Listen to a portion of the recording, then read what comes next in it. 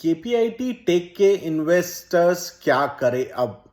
क्योंकि JP Morgan ने एक रिपोर्ट निकाली है केपीआईटी टेक के लिए और वहां पे उन्होंने 44% का डाउनसाइड बोला है। यानी टारगेट जो है वो 800 से निकाल के अब 500 के लेवल पे लेके आए हैं वो। और उसका इम्पैक्ट हमने देखा भी कि कल जब मार्केट्स ओपन थे सो तब कैसे स्टॉक में फॉल हुआ, 12-13% से ये स्टॉक नीचे गया। सो अब बहुत सारे इन्वेस्टर्स को, जो लॉन्ग टर्म इन्वेस्टर्स है केपीआईटी टेक में, उनको एक क्वेश्चन मार्क उनके मन में आ रहा है कि भाई होगा क्या अब? क्या मतलब अब ये ऐसी रिपोर्ट निकाली है तो क्या क्या सही में स्टॉक इतना नीचे आने वाला है क्या?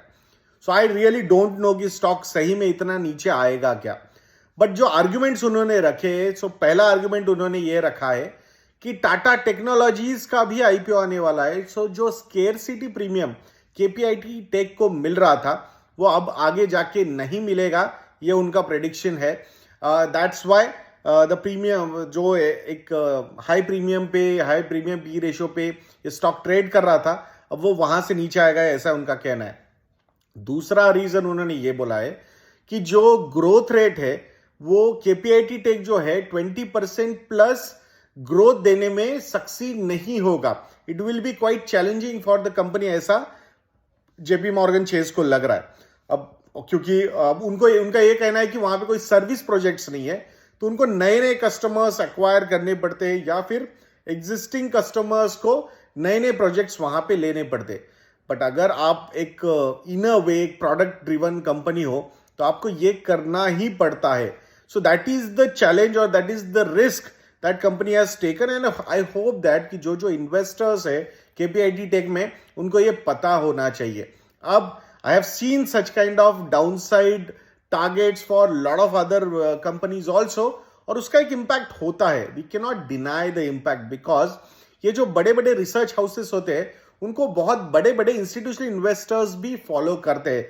ये जो इनके पास ब्रोकिंग हाउसेस भी होते हैं, इनके बहुत सारे कस्टमर्स भी होते हैं, अल्ट्रा एचएनआई कस्टमर्स भी होते हैं। अगर वहां से एक स्मॉल कैप कंपनी में ऐसा रिपोर्ट निकलेगा तो ऑब्वियसली सप्लाई प्रेशर बनेगा स्टॉक पे, and that's why stock price वहां पे नीचे आ सकती है। We can not deny that, but I will not buy the argument of कि यहां पे 20% प्लस ग्रो करना उनको मुश्किल जा सकता है। ये जो इंडस्ट्री है, ये जो ऑटोमोबाइल इंडस्ट्री है जिसमें ये सपोर्ट करते हैं, मतलब केपीआईटी टेक के पास ऐसा कोई ऑटो प्लेयर नहीं होगा जो इनका क्लाइंट नहीं होगा। So hundreds of billions of dollars की वो इंडस्ट्री बनने वाली है आगे जाके, जिसमें बहुत ही छोटा सा अभी जो शेयर है वो केपीआईटी टेक के पास है।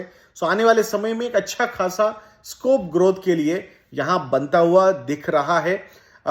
एक चीज हमें याद रखनी होगी कि जैसे फीचर फोन से स्मार्टफोन का कन्वर्जन हुआ, वैसे ही typically simple featured vehicles they will become smart vehicles, जिसमें केपीआईटी टेक एक बहुत ही इंपॉर्टेंट रोल प्ले करने वाला है। So premium valuations can be challenged. Whether it will go down by 40% or not, I don't know. But a staggered way of investing, यहाँ पे जो approach हम हमेशा सजेस्ट करते हैं लोगों को, वो लोगों को रखना चाहिए ऐसे इन्वेस्टमेंट ऑप्शंस में। दो अपने एडवाइजर को पूछ के इन्वेस्टमेंट कॉल्स आप लोगों को लेने हैं। But I still feel that कि उसका ये जो रिपोर्ट निकली है उसका प्रेशर बनेगा स्टॉक पे।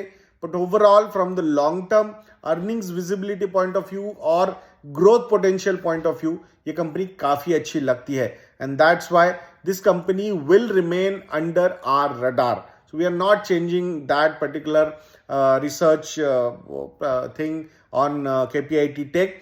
सो बाकी if you want to know whether KPIT Tech is a part of our portfolio और नॉट, और विच पोर्टफोलियो, और उसमें एलोकेशन कितना लेना चाहिए एंड ऑल दोज थिंग्स, तो आप investindia.in को विजिट कीजिए। यज्ञ YADNYA ये प्रोमो कोड यूज कीजिए and gate 30% discounts on our model portfolios. आशा करता हूं आप investindia.in को जरूर विजिट करोगे। तो ऐसे वीडियोस के लिए चैनल पे बने रहिए, वीडियो को लाइक करना, शेयर करना और चैनल को सब्सक्राइब करना बिल्कुल मत भूलना दोस्तों। नेक्स्ट वीडियो में मिलते हैं। जय हिंद।